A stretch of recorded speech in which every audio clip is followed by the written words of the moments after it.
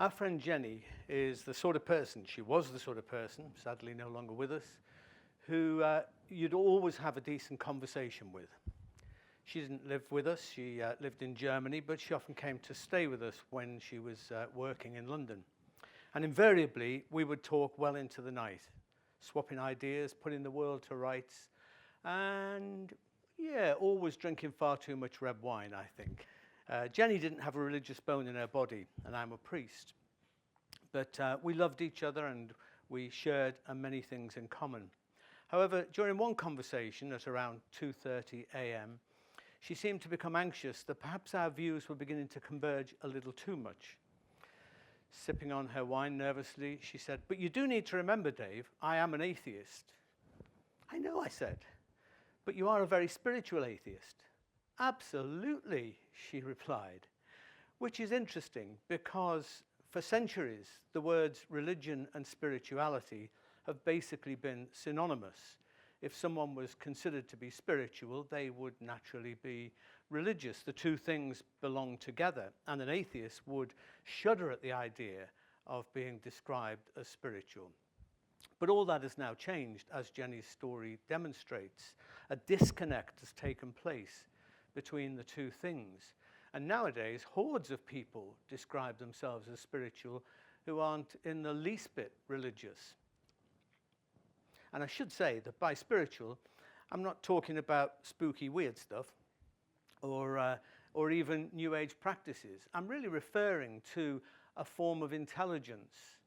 It's the intelligence that we use to process our sense of meaning in life. It is, I'll put a slide up on it, it's what helps us to generate a sense of meaning and purpose to life. It's what motivates us to have values and principles and to put them into practice even when it hurts. So from this perspective, spirituality has no necessary connection with religion. An atheist may have huge amounts of spiritual intelligence. A religious person, not so much. Jenny, she had it by the truckload. And this disconnection between spirituality and religion poses a significant challenge to the religious establishment, especially at a time when the appeal of religion seems to be diminishing by the moment.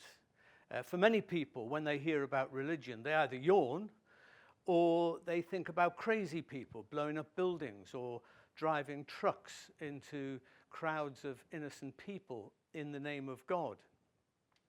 After a funeral that I took a while back, I was talking to a marketing executive who was a friend of the bride, and he said to me rather bluntly that the brand of religion is basically stuffed. Well, actually, he said it rather more strongly than that, but he said that the religion of brand is stuffed. You're going to have to reinvent it, Dave. Well, I can tell you that is way above my pay grade, besides which, who the heck really cares? People often ask me whether faith has a future, whether organized religion will be around in 50 or 100 years' time. Well, I don't know about organized religion. It does seem to be remarkably resilient.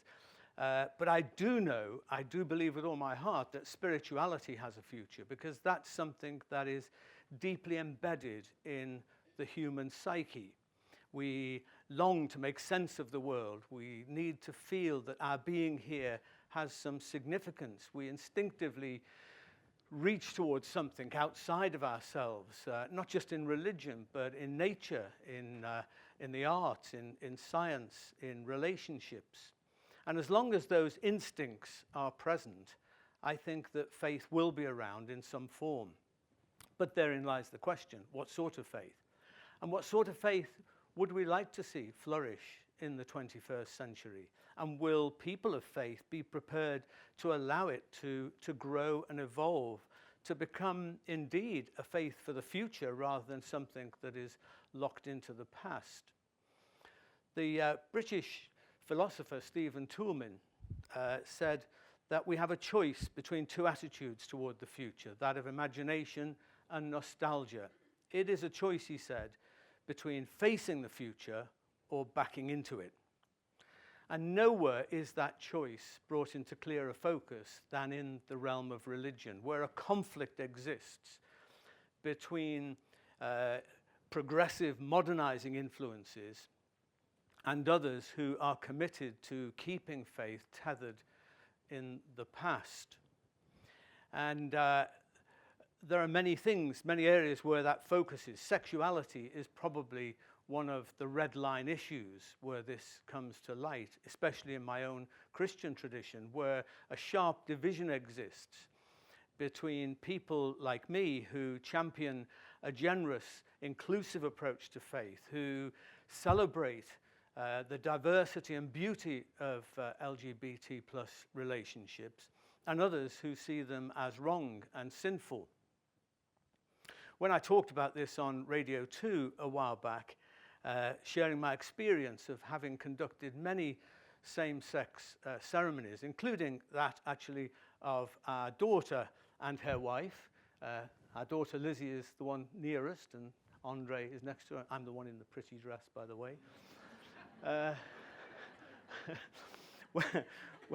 When I shared about this on the radio, I received a whole raft of responses from listeners.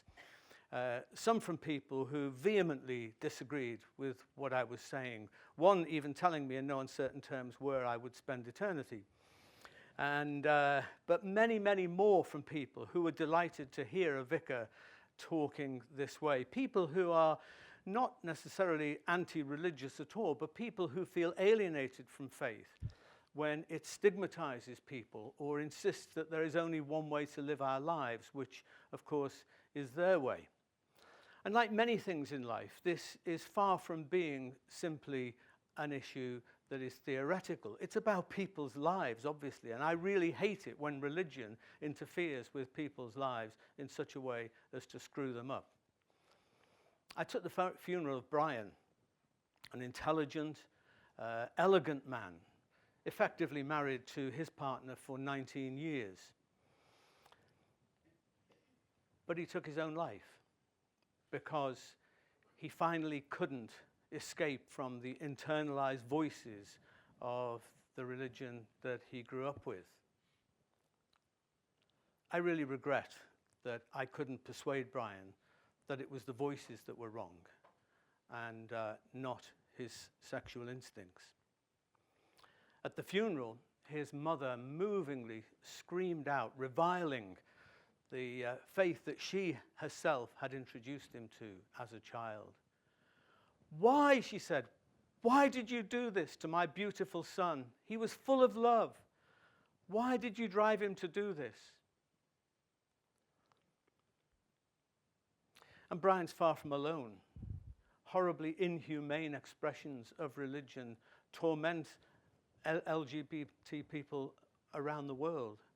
And lots of others, by the way, who feel marginalized or excluded because in some way or other they feel they can't measure up to what is expected. The truth is that lots of religious communities can be very conformist. If you want to fit in, if you want to feel like you belong, then you need to comply. You need to believe certain things. You need to behave in certain ways. You need to follow the rules. And for people like me who have what I like to call a conformity deficit, that really doesn't work. We need something different. Which is why for 10 years, my wife and I stepped out of mainstream religion to create a space in a South London pub for disaffected pilgrims like me and lots of others, many of whom would never dream of going near a church or a religious establishment, but who hunger for some sort of faith that they can believe in. We called ourselves, with a big twinkle in the eye, Holy Joes.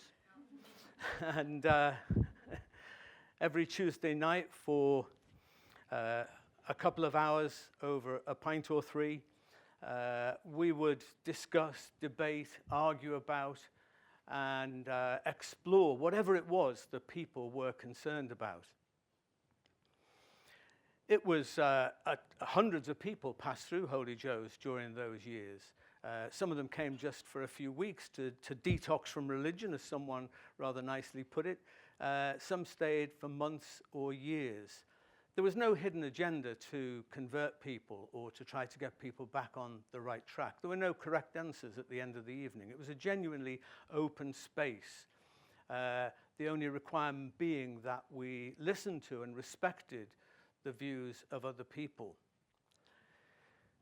Mainstream religion is not good at providing room for doubting and questioning. There are lots of classes and courses that you can go on where you can hear the teachings of particular religious groups, but not very many opportunities to interrogate those teachings, to reinvent them in the light of new insights from science and from psychology, from the arts and other aspects of contemporary culture, which is why I think we need lots more spaces like Holy Joe's. Not necessarily in pubs, maybe in coffee shops, in village halls, in living rooms, maybe even in churches, novel idea, or mosques or synagogues or wherever. We need places where we can have authentic conversations, where we can try to bring together the riches of time-honored wisdom from many traditions with insights from the present life, from the present world. But finally, I think that faith isn't about words and ideas. It's a way of life. It's a way of being in the world. When I took the funeral of Victoria, she was a young woman with multiple and profound learning difficulties. I met her mother, Jean, a seasoned campaigner for disability rights. Jean actually is a force of nature. You know, she's one of those people you don't want to get in the way of when she's on a mission. Together with her family, Jean has launched a whole raft of campaigns to improve the lives of disabled people and their families. Politicians were frightened of her tenacity. I think actually she was a pain in the backside to an awful lot of them. But she knew what she wanted and she knew how to get what she wanted. Prior to this, young disabled people like Victoria were basically institutionalized, but Jean didn't want that for her daughter or for other people like her. She wanted her to live as independently as was possible. And against all the odds, she achieved this. Finally, Victoria had her own home with a friend with similar disabilities and their carers together. And Jean was honored with an OBE and made Woman of the Year for her efforts. After the funeral, she said to me, "I'm not a woman of faith, Dave, but I am a woman of action." And I said, "Jean, if you're not a woman of faith, then I really don't know what faith is about. Because your passion to improve the lives of vulnerable people and to make the world a fairer place for all is the very essence, surely, of what all faith is about." You know, there are many sorts of faith that I hope do not survive in the 21st century. Actually, I would happily take their funerals right now and bury them forever. I think that oh, by the way, there is the lovely Jean and her daughter. I believe that we need to get rid of oppression in the name of God.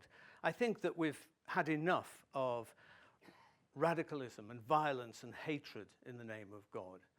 I think that we've had enough of bigotry and inhumanity that causes people to suffer rather than helping them to flourish. I think we've had enough of arrogant fundamentalist certainty that stands there and says, "We have the truth and all the rest of you do not."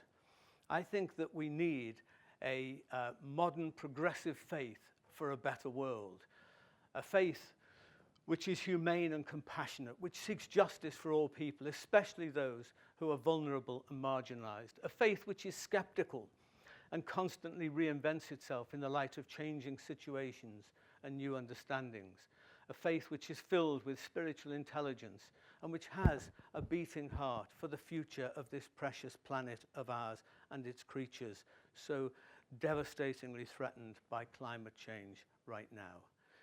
Ladies and gentlemen, this is the faith for the future that I am committed to and which I commend to you here today. Thank you very much.